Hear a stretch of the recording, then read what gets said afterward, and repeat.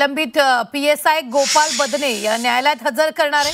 निलंबित पीएसआय गोपाल बदनेला 5 ते 5:30 वाजण्याच्या दरम्यान फलटणच्या न्यायालयात हजर केलं जाणार आहे।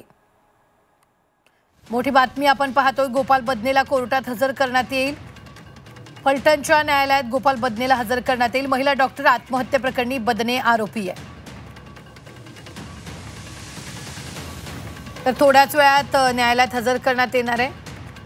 या संदर्भात ताजे अपडेट देत आहेत आपले प्रतिनिधी तुषार तपासे। तुषार, यावेळी बदनेला फलटणच्या न्यायालयात हजर करण्यात येणार आहे।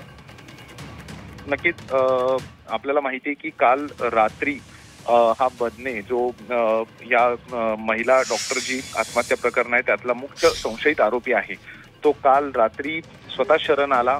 फलटण ग्रामीण पोलीस स्टेशनला तो हजर झाला। त्यानंतर त्या ठिकाणी त्याला पोलिसांनी ताब्यात घेतलं, अटकेची कारवाई केली। रात्री उशिरा त्याचं मेडिकल झालं, पण त्यानंतर त्या बदनेला साताऱ्यात हलवण्यात आलं। ते का हलवण्यात आलं हे समजलेलं नाहीये, मात्र साताऱ्याच्या पोलीस कोठडीमध्ये त्याला तिथे ठेवण्यात आलं होतं आणि काही वेळापूर्वीच आता त्याला साताऱ्यातून घेऊन पोलीस फलटणच्या दिशेने निघालेले आहेत। काही वेळात ते फलटणला पोहोचतील आणि त्यानंतर फलटणच्या न्यायालयात त्याला हजर केलं जाईल।